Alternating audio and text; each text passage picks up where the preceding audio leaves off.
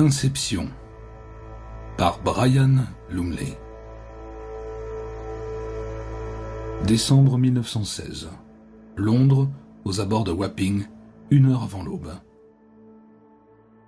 Des façades d'entrepôts noyées de brume formaient des visages carrés, pierreux et lugubres, que leurs yeux aveugles de fenêtres clouées rendaient plus menaçants encore, dickensiens.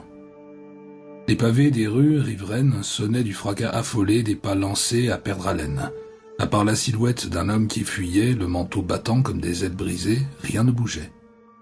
Lui et son poursuivant. Une seconde silhouette masculine, grande, totalement silencieuse, glissant tel un spectre né du brouillard, à moins de 100 yards derrière lui.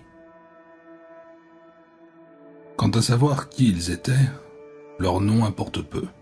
Qu'il suffise de dire qu'ils étaient des pôles parfaitement opposés et que celui qui avait peur et courait en faisant tant de vacarme était un brave homme et entièrement humain, et que c'est pour cela qu'il avait été imprudent. Et donc, il fuyait. Cet être simplement humain, bruyamment, le cœur cognant, déchirant la brume comme des toiles d'araignée dans un tunnel, et laissant derrière lui un trou béant, et son poursuivant, inexorable, se coulait en avant par cette trouée, sans jamais le moindre bruit de pas. Et il n'en devenait que plus terrible. Ils étaient à Londres, et le fugitif avait cru qu'il y serait en sécurité. Suffocant, il s'arrêta net, là où un rayon de lumière filant d'une fenêtre haute lardait la fumée et faisait luire les pavés. Dans un porche noir, une épave humaine avachie comme un épouvantail renversé geignit sur le froid de la nuit et serra sa bouteille vide. D'en haut montèrent des éclats de rire grossiers, le tintement de verre et une suggestion obscène marmonnée d'une voix basse. À nouveau le rire, celui d'une femme, gras de luxure. Nul refuge ici, où l'air même semblait saturé de décomposition et de vices invétérés. Mais au moins il y avait la lumière, et l'humanité aussi, fût-ce salie. Le fugitif se plaqua au mur, s'y fondit et ne fit plus qu'un avec les ombres. Il but goulûment l'air détrempé, fétide du fleuve, et regarda en arrière, du côté d'où il venait. Et là, à l'autre bout de la rue, découpé sur une nappe roulante de brume venue de la rivière, immobile à présent mais gorgé d'une effroyable énergie cinétique, tel le calme d'un barrage avant qu'on en ouvre les vannes. Le rire guttural éclata de nouveau, d'en haut, faisant sursauter l'homme en fuite. Des silhouettes d'ombre dégingandées simiesques s'entremêlèrent dans le faisceau qui tombait sur la rue, et se mirent à déchirer leurs vêtements. Brusquement la lumière s'éteignit, la fenêtre claqua, et la nuit et la brume se refermèrent. Et le long de la rue, le poursuivant silencieux reprit la chasse. Un peu de force lui revenant, mais sachant qu'il se fatiguait à toute allure, le fugitif se détacha du mur et recommença à courir, forçant ses jambes à pomper, ses poumons à aspirer, son cœur à battre aussi désespérément qu'avant. Mais il était presque chez lui, presque en sûreté. Le sanctuaire n'était plus qu'au prochain tournant. Londres, chez soi, sanctuaire. Des mots jadis pleins de sens, mais qui dans ces situations présentes n'en avait presque plus aucun. Un endroit pouvait-il jamais être sûr désormais? Le Caire aurait dû l'être, mais au lieu de cela, avec la guerre européenne qui débordait sur le Moyen-Orient, il avait été périlleux. Paris avait été bien pire, un chaudron bouillonnant prêt à éclater en morceaux. Et en Tunisie. En Tunisie, les troubles avaient semblé sans fin, où les Français menaient une guerre de guérilla sur tous les fronts, pas moins contre les Sénoussis du Sahara. Les Sénoussis, oui, et c'était du temple secret d'un antique culte Sénoussi dans le désert que le fugitif avait dérobé, l'élixir. Telle avait été sa folie, et c'est pour cela qu'il fuyait. D'un bout à l'autre du monde, le prêtre des morts qui ne meurt pas l'avait pourchassé, se rapprochant toujours, et ici à Londres il sembla qu'enfin la chasse touchait à son terme. Il ne pouvait plus courir, c'était fini. Sa seule chance, c'était le sanctuaire. Ce lieu secret dont il se souvenait de l'enfance sans le sou et sans amis, d'un gamin perdu. Cela remontait à plus de 30 ans, certes, mais il s'en souvenait encore clairement. Et si un dieu, depuis longtemps délaissé, ne s'était pas entièrement détourné de lui.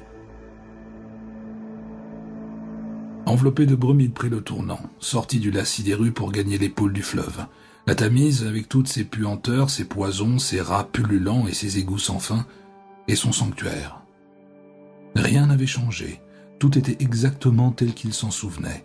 Même la brume était son amie, à présent, car elle le drapait et le faisait d'un gris anonyme, et il savait qu'à partir d'ici, il pourrait trouver son chemin, les yeux fermés. À dire vrai, autant être aveugle, tant la brume lactescente montait et l'avalait. L'espoir ranimé, il se rua à travers la dernière rue déserte qui longeait le fleuve, trouva le haut mur de pierre qu'il savait devoir être là, le suivit vers le nord sur une 50aine de yards, jusqu'à ce que des palissades de fer pointues en défendent le fait, contre les grimpeurs imprudents. Car immédiatement au-delà du mur, à cet endroit, le fleuve coulait, paresseux et profond, et le mur tombait à pic, si bien qu'un homme, pouvant aisément se noyer, s'y glissait et chutait. Mais le fugitif n'avait nullement l'intention de tomber. Il avait conservé l'agilité du garçon qu'il avait été, et s'y ajoutait la force d'un homme fait. Sans marquer d'arrêt, il bondit, attrapa sans peine le sommet du mur, transféra aussitôt sa prise au fer des palissades. Il se hissa, enfourcha les traîtres pointes, bascula de l'autre côté et glissa le long des barreaux. Et maintenant, mon Dieu, ne laissez pas le poursuivant fondre sur lui. Laissez-le rester là-bas dans la brume, hors de vue, sans surgir en avant, les yeux pourris en feu et le nez en décomposition, humain comme celui d'un grand molosse cauchemardesque et mort. Et maintenant, aussi, que la mémoire demeure vive et serve bien le fugitif, qu'elle ne le trahisse pas un seul instant et que tout continue d'être comme autrefois. Car si quoi que ce soit avait changé au-delà de ce vieux mur visqueux, mais non. Car ici, son repère de jadis, la base d'une palissade tordue de côté, tel un soldat flâneur dans un rang impeccable, se trouvait bien là. Et s'il laissait prendre ses pieds un peu sur la gauche dans le vide, au-dessus du fleuve, au sombre glouglou, son pied gauche rencontra un appui de pierre. Il ne put retenir un petit cri de soulagement. Alors, s'agrippant d'une main aux grilles, il tâtonna de l'autre pour trouver et saisir un arc de pierre. Puis, lâchant entièrement les grilles, il se laissa descendre et se coula dans l'embrasure cachée, creusée dans le mur d'un fleuve, car c'était l'entrée de son sanctuaire. Mais point de temps pour s'arrêter et remercier quelque étoile chanceuse qui brillerait encore pour lui. Non, car là-bas, dans la brume en remous, le poursuivant suivait toujours, le pistait infailliblement. Il en était sûr. Il pistait l'élixir. Aujourd'hui, pour la première fois, l'idée lui était venue. Elle avait frappé tandis qu'il arpentait les rues glacées de décembre lorsque, en tâtant la poche intérieure de son pardessus, il avait cru un instant que le flacon était perdu. Ah, comme il avait paniqué, alors. Mais dans l'embrasure d'une boutique, les mains tremblantes à l'excès, il avait fini par retrouver la minuscule bouteille de verre, tombée par un trou de la doublure de son manteau. Et là, dans la lumière grise des rues londoniennes hivernales et appauvries par la guerre, il l'avait contemplée, et son contenu aussi. L'élixir, qui pourrait tout aussi bien n'être que de l'eau. Quelques gouttes d'une eau d'une limpidité cristalline, oui, voilà à quoi ça ressemblait. Mais si on le levait à la lumière, d'une certaine manière... Le fugitif tressaillit, retint son souffle, fit taire ses pensées et ramena son esprit fugace au présent, à l'ici et maintenant. Était-ce un bruit venant de la rue au-dessus? Le plus ténu écho d'un pas sur les pavés, 3 ou 4 pieds plus haut? Tapi dans la sombre embrasure, il attendit, écouta de toute l'acuité que donne la terreur. N'entendit plus que des battements de son propre cœur, son sang chantant dans ses oreilles. Il s'était attardé ici trop longtemps. Il avait négligé la mort suspendue sur son âme immortelle pour ménager la fatigue toute mortelle de ses os et de ses muscles. Mais maintenant, il se força de nouveau à bouger. Des gravats barraient le passage, des blocs de pierre tombés du plafond bas peut-être. Il les franchit en rampant, le dos frottant contre la maçonnerie humide.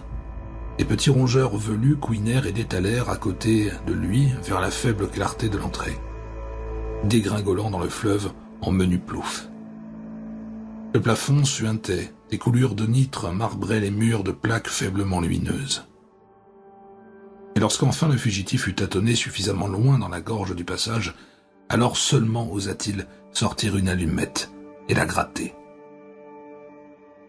Les ombres reculèrent aussitôt, accroupies, il scruta tout autour, puis soupira et respira plus librement. Rien n'avait changé. Les années envolées entre alors et maintenant n'avaient rien altéré. C'était son endroit, son lieu secret, où il venait enfant pour fuir la fureur ivre d'un beau-père brutal. Eh bien, ce vieux porc était mort maintenant, mariné dans la gnôle bon marché et enterré indûment dans le cimetière d'une église voisine. Grand bien lui fasse. Mais le sanctuaire, lui, demeurait. L'allumette brûla jusqu'au bout. La flamme lécha les doigts du fugitif. Il la lâcha, en frotta vivement une seconde et poursuivit dans le boyau souterrain. Sous un plafond haut de moins d'1,50 m, voûté de vieilles pierres, il devait marcher le dos courbé. À ses coudes, les parois lui laissaient encore 6 pouces de marge de chaque côté. Mais s'il pouvait maintenant aller plus vite, il devait encore aller sans bruit, pour un moment. Le pisteur l'avait suivi à travers la moitié du globe, à la trace surnaturelle. Qui pouvait dire qu'il ne le suivrait pas ici aussi? De nouveau, il s'arrêta, se gratta la barbe naissante et s'interrogea sur l'élixir. Oh, c'était cela que voulait le poursuivant, bien sûr, mais pas tout ce qu'il voulait. Non, son but premier, c'était la vie du voleur. Un voleur, oui, ce qu'il avait été toute sa misérable existence. D'abord petit larron, puis cambrioleur adroit et audacieux, et à la fin un peu renommé, ce qui l'avait forcé à s'expatrier, et enfin pilleur de tombes et de temples étrangers. Tombes et temples. De nouveau, il pensa à l'élixir, à ce minuscule flacon dans sa poche. S'il avait su alors. Il avait cru que ces maudits sorciers sénoussis gardaient des trésors dans cet endroit caché sous les dunes, les trésors tribaux de leurs ancêtres, ou du moins, c'est ce que lui avait dit Eric Koufnas à Tunis. Koufnas, ce chien lui-même l'un des plus grands spécialistes mondiaux de l'occulte. Ah, avait-il dit, mais ils y gardent aussi l'élixir, et c'est tout ce qui m'intéresse. Va, entre et vole. Garde ce que tu voudras. Mais apporte-moi seulement l'élixir, et tu ne travailleras plus jamais, mon ami, tant je vais te payer. Et il l'avait fait. Tout son savoir-faire y était passé, et pas mal de chance aussi. Et pourquoi? Nul trésor, et seulement le minuscule flacon dans sa poche pour tout butin. Et quel butin! Il frissonnait encore à l'idée de ces catacombes gavées de cadavres sous le désert. Il l'avait rapporté droit à Tunis, au rendez-vous d'Eric Koufnas. Tu l'as? Le mage noir était frénétiquement avide. Je l'ai peut-être, avait éludé le fugitif, pour faire durer le plaisir. Je pourrais même te le vendre, si seulement je savais ce que c'est. Mais la vérité cette fois, Eric, car j'en ai assez des bobards et des contes de trésors inestimables. Et Koufnas avait aussitôt répondu « Inutile pour toi, ce flacon, inutile à quiconque n'est pas d'une pureté absolue et d'une innocence totale. » Ah bon? Et toi, tu es cela? Quel regard Koufnas lui avait lancé alors? Non, avait-il répondu lentement. Je ne le suis pas, mais je ne suis pas idiot non plus. Je l'emploierai avec prudence, avec parcimonie, et si dilué qu'il en serait presque totalement dépouillé de sa puissance. D'abord, en tout cas, jusqu'à ce que je sache à quoi j'ai affaire. Quant à ce que c'est, nul homme ne le sait, sauf peut-être un certain sorcier sénoussi. La légende veut qu'il fut chef il y a 300 ans et qu'à présent il soit grand prêtre du culte des morts qui ne meurent pas. Quoi? Avait renaclé le fugitif avant d'éclater de rire. Quoi? Et tu crois à ces simagrées, ces balivernes? Puis sa voix se durcit. Maintenant pour la dernière fois, dis-moi, qu'est-ce que c'est? Là-dessus, Koufnas avait bondi, arpenté les fins tapis de son cabinet. Imbécile. Comme un simple homme du XXe siècle pourrait-il savoir ce que c'est? C'est l'essence de mandragore, la sueur sur les lèvres d'un cadavre de 3 jours, 6 grains de riz de la poudre d'Ibn Ghazi. C'est l'humeur de l'iris d'un zombie, la buée qui s'élève du bassin de toute connaissance, le souffle chargé de pollen d'un lotus noir. Je ne sais pas ce que c'est, mais je sais un peu ce que cela peut faire. J'écoute toujours, avait pressé le fugitif. Pour ce qui est pur et innocent et sans tache, l'élixir est une boule de cristal, une pierre de voyance, un oracle. Une seule goutte fera de cet homme, comment dire, conscient. Conscient? Oui, mais quand tu le dis, dis-le et pense-le en capital. Conscient. Ah, C'est une drogue. Elle exacerbe l'essence d'un homme. Plutôt ses perceptions, si tu admets la différence. Et ce n'est pas une drogue, c'est l'élixir. Tu pourrais le reconnaître instantanément. Et combien le paierais-tu? Si c'est l'authentique, 50 000 de tes livres. En liquide, 10 000 maintenant, et le reste demain matin. Alors le fugitif avait tendu la main et l'avait ouverte. Dans sa paume reposait le flacon, un minuscule bouchon solidement enfoncé dans son col. Koufnas l'avait pris avec des mains qui tremblaient, l'avait levé avidement vers la lumière de la fenêtre. Et le flacon s'était aussitôt embrasé d'une lueur dorée, comme si l'occultiste avait capturé une petite part du soleil lui-même. Et là, oui, c'est l'élixir. Aussitôt le fugitif le lui avait arraché de la main. Mais 10 000, en espèces. Et il nous faudra aussi une pipette. Koufnas était allé chercher l'argent et avait demandé « Et cette histoire de pipette ?» Mais ce n'est pas évident. Tu viens de me donner 1/5 de mon argent et je te donnerai 1/5 de l'élixir. 3 gouttes, à ce que j'estime. Le reste demain, une fois payé. Koufnas avait protesté, mais le fugitif n'avait pas cédé. Il lui avait donné 3 gouttes, pas une de plus, et 5 minutes plus tard, quand il l'avait laissé, l'occultiste calculait déjà le degré de dilution pour sa première expérience. Sa première est très probablement son unique expérience, à coup sûr sa dernière. Car à l'aube, lorsque le fugitif revint et franchit la haute cour close de Koufnas, gravit les marches de marbre à l'ombre d'un figuier jusqu'à ses appartements, il trouva les persiennes extérieures ouvertes, de même la grille de fer à l'ornementation mauresque au-delà, et dans le cabinet de Koufnas lui-même, là sur la table, splendide dans les rayons du jour, un bol d'une eau qui semblait simple, et à côté la pipette vide. Mais d'Éric Koufnas et ses 40 000 livres de fugitifs, pas la moindre trace. Et alors, dans un coin du cabinet de l'occultiste, jeté là, affaissé sur lui-même, il s'aperçut de ce qui ressemblait à un vieux morceau de cuir, ou peut-être un grand sac de toile. Sauf que c'était la forme générale de la chose qui attira l'attention du fugitif. Et cette question, que faisait-elle ici, dans ces appartements somptueux? Ce n'est qu'en s'approchant qu'il vit ce que c'était vraiment. Elle avait des cheveux et des yeux vitreux et ronds. Les yeux de Koufnas, figés encore d'une étrange mélange de choc, d'horreur et de malveillance pétrifiée. Innocence et pureté, vraiment. Cela avait suffi au fugitif. Il avait aussitôt fui, avec un cauchemar qui jacassait sur ses talons, et avec autre chose aussi, car à sa connaissance, c'était là qu'il était devenu le fugitif. Depuis quoi il n'avait cessé d'être en mouvement, de courir sans cesse.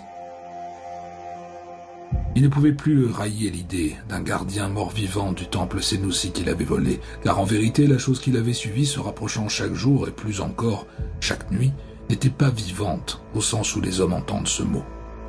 Oh, il l'avait assez vue, ses yeux brûlants et ses traits qui s'effritaient, en divers coins du monde. Et maintenant, ici à Londres, elle l'avait enfin acculé, forcé à terre. Ses yeux s'étaient accoutumés à l'obscurité du tunnel où la lueur de renard des murs nitreux suffisait, si faible fut-elle, à éclairer sa route de sorte qu'il n'avait plus besoin d'allumettes. Tant mieux d'ailleurs, sa boîte était déjà bien entamée. Mais il avait parcouru peut-être 150 yards dans cet antique boyau depuis le fleuve, et il savait qu'il allait bientôt déboucher sur une série de caves hautes et voûtées. Il y aurait un escalier de pierre montant, et en haut, une porte de chêne sombre, ouverte. Au-delà, une salle à haute paroi, résonnante, pentagonale, avec le long des murs 5 bancs de bois, et en son centre, un piédestal portant une cuve de pierre. S'ouvrirait dans un hall plus vaste, qui, quoiqu'il demeurât invisible, n'en était pas moins, le fugitif l'avait toujours su, immense. Et là, une seconde porte de chêne serait fermée à clé, interdisant toute exploration plus loin. Du moins, la porte avait-elle toujours été fermée, quand il était enfant. Quant à ce qu'était cet endroit, il ne l'avait jamais su, mais souvent imaginé. Une bibliothèque, peut-être, depuis longtemps abandonnée, ou quelque fabrique oubliée jadis mue par le fleuve. Et le tunnel aurait servi de conduit d'évacuation pour les déchets, la Tamise et ses marées se chargeant de les emporter. Quoi qu'il en soit, pour lui, ça avait toujours été un refuge, un sanctuaire, et maintenant il devait de nouveau jouer ce rôle, au moins jusqu'à l'aube. Son poursuivant était moins actif à la lumière du jour, si bien qu'avec un peu de chance, il filerait net vers d'autres horizons. En attendant. Le voilà dans les caves, où des plafonds à nervures de pierre s'élevaient jusqu'à des massifs claveaux. Et là, au-delà de ce carrefour, des salles souterraines nues. Il reconnut aussitôt le vieil escalier de pierre qui montait dans la pénombre. Il traversa les dalles qui sonnaient creux et monta, enfin, il parvint à la porte et l'ouvrit d'une épaule sur des gonds qui n'avaient pas goûté de l'huile depuis bien des années. Et quand les grincements se furent éteints en écho, il promena le regard sur la pièce à 5 pans, poussiéreuse, barbue de toile, sculptée dans la pierre. Ses parois la séparant d'un hall plus grand, invisible, mais bien perceptible, dont elle ne devait être qu'une simple alcôve.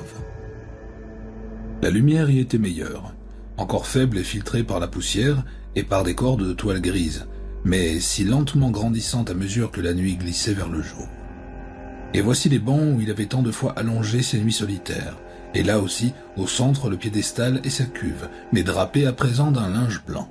Et là-bas, encastrée dans la plus lointaine des 5 parois, la seconde porte de chêne, entrebâillée. Les mains tremblant à ne plus s'y reconnaître, le fugitif gratta une autre allumette, la tint haut, refoulant les ombres. Et là, sur les dalles, des empreintes, autres que les siennes, des pas frais dans la poussière de combien d'années. Le drap propre aussi étendu sur la cuve de pierre. Que signifiait tout cela? Le fugitif s'approcha de la cuve en soulevant un coin du droit, de l'eau fraîche dont la surface miroitait doucement. Il la recueillit un peu dans la main, la huma et finit par boire, étanchant sa soif brûlante. Et lorsqu'il se détourna du piédestal, il faillit heurter un mât élancé de bois poli, planté sur un socle circulaire, dont le sommet, en portant une traverse, s'avançait au-dessus de la cuve. En forme de potence étroite, la chose n'avait pourtant rien de sinistre, pendait de sa barre à une chaîne de bronze, un crochet bruni. Le fugitif commença à comprendre où il se trouvait, et sut comment s'en assurer sans le moindre doute. Il gagna promptement la porte entrebâillée, la poussa et passa. Et alors, il sut qu'il avait raison. Il sut ce que était ce lieu, et se demanda s'il avait vraiment le droit d'être là. En fait, probablement pas. Mais en tout cas, il ne pouvait s'attarder. L'aube allait percer, et aussitôt il serait de nouveau en sûreté.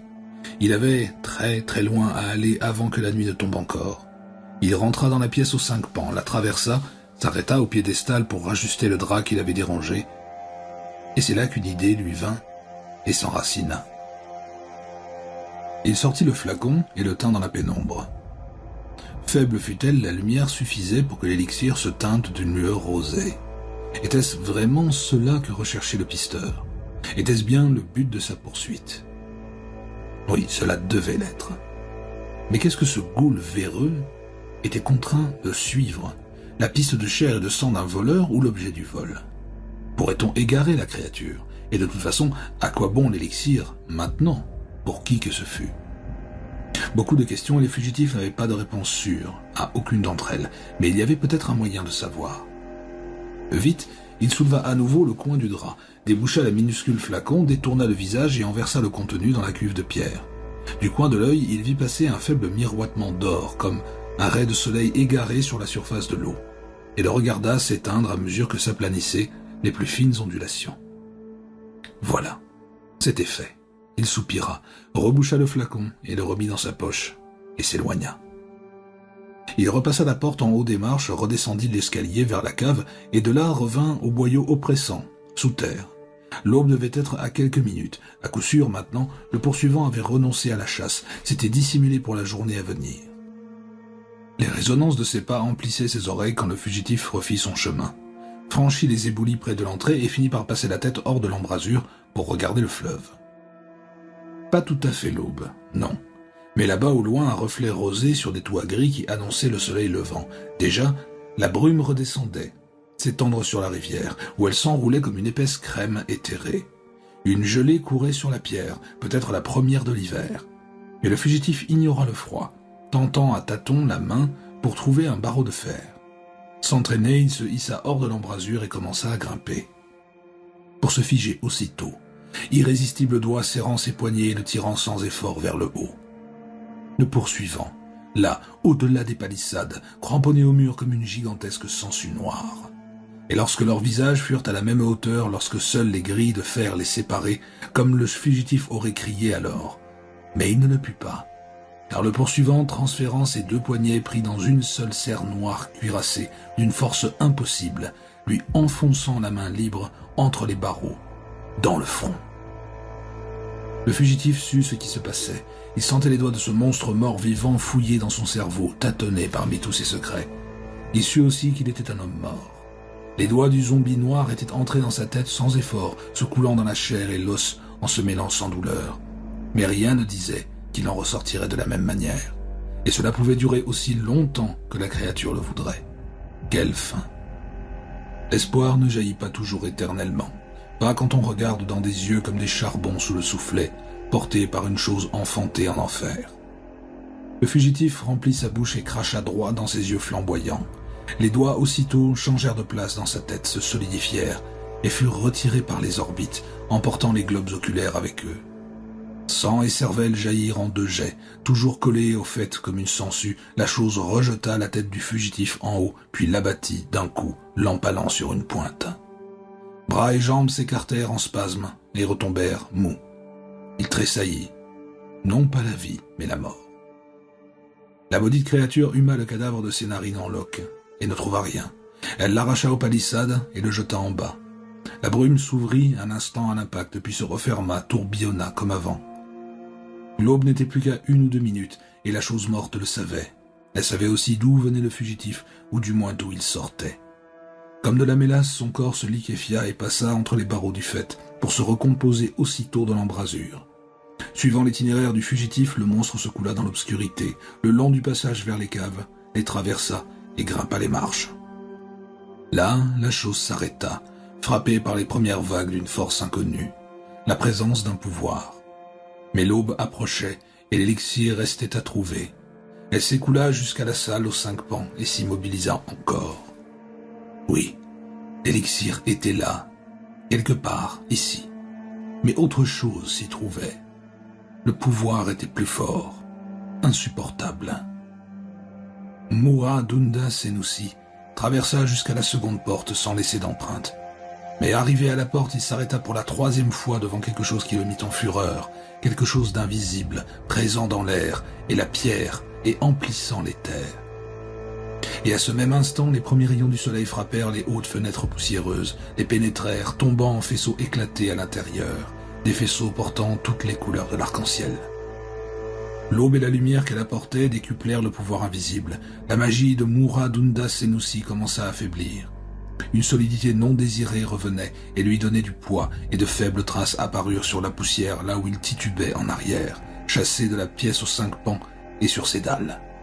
Il chancela contre le piédestal et dérangea le drap de la cuve, et une main brandie s'abattit un instant dans l'eau qui miroitait. Agonie. Agonie impossible. Ce que Dunda était ne devait connaître nulle douleur, car cela n'avait pas de vie propre, et pourtant la douleur était là. Et Moura Dunda Senussi reconnut aussitôt cette douleur et sa source, l'élixir. L'élixir, oui, mais qui n'était plus contenu, plus à l'abri. Arrachant sa griffe momifiée à l'eau, le zombie roula vers les marches qui plongeaient dans l'obscurité et la sûreté. Mais cet endroit n'était plus un sanctuaire.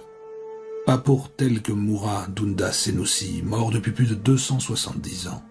Frappant d'en haut à travers nombre de hautes fenêtres ogivales et vitrées de couleur, les rayons du soleil formaient une résilience ardente de lance qui fusait dans la salle aux 5 pans et convergeait sur l'être mort, le consumant tandis que l'élixir rongeait déjà son bras. Serrant ce monde refondant contre lui, le mort-vivant s'affaissa en silence, fétide, sur les dalles. Une fumée immonde roulant au dehors et emportant sa substance. En un instant, les feux de ses yeux vacillèrent et l'instant d'après s'éteignirent.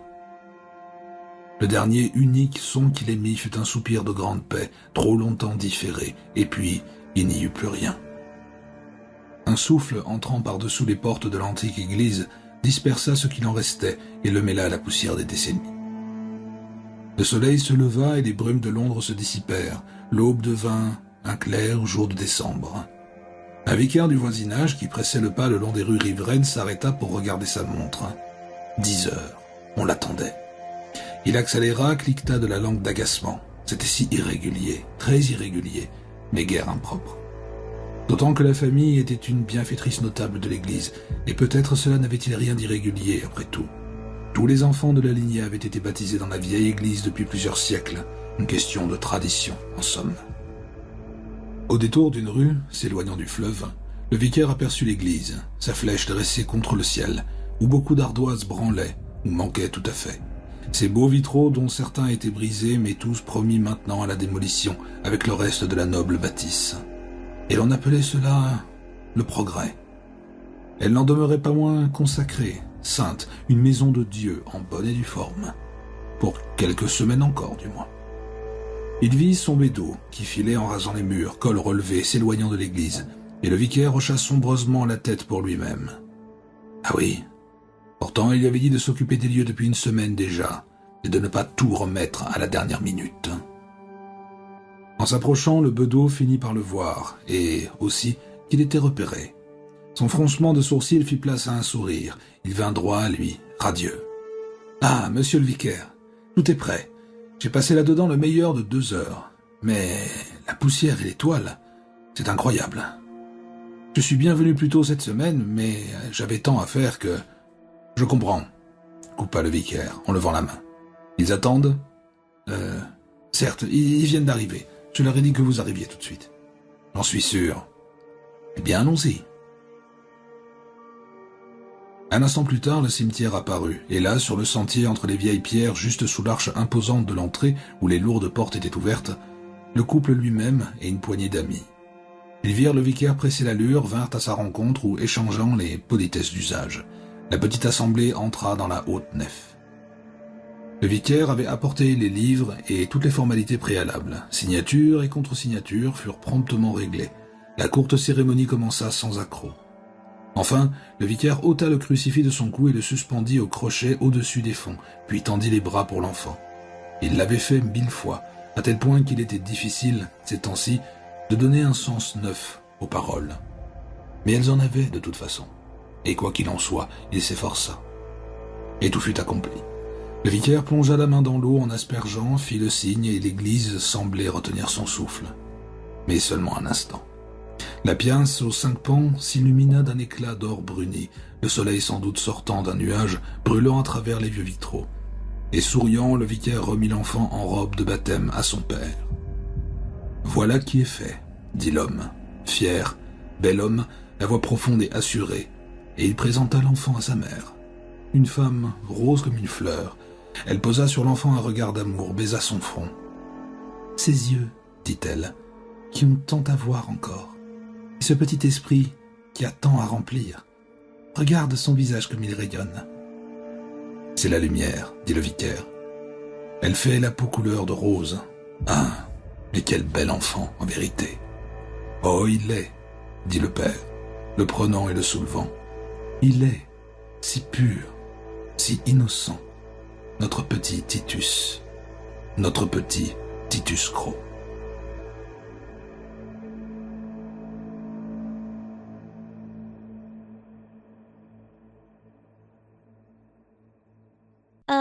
Okay.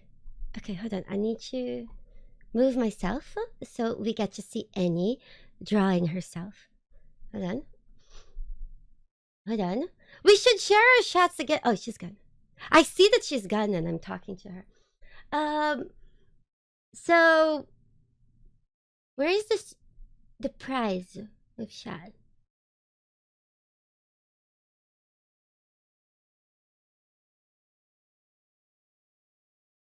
Okay, hold on. How do we do this? Do you guys want to do just a raffle and you guys join? You guys need to be ready though, because it only shares for 30 seconds, okay? So get ready to say join in chat. Okay. Oh, my chat, if you want to, you can go to Lua's chat. But don't tell Lua. Hi, Lua. Oh, what? Yeah, nothing. We need to merge the chats. Yeah, we can merge the chats. Give me a second. There we go. Okay, I was kind of sad when you unmerged them. Really? Yeah. Come on, let's merge more. Yeah. Chats. It's time to show some love in the chat to Lua's chatters. Okay, Annie! we're back together. Yeah? Yeah? Is this... Is this code reusable? I think don't know. anyone can use this code.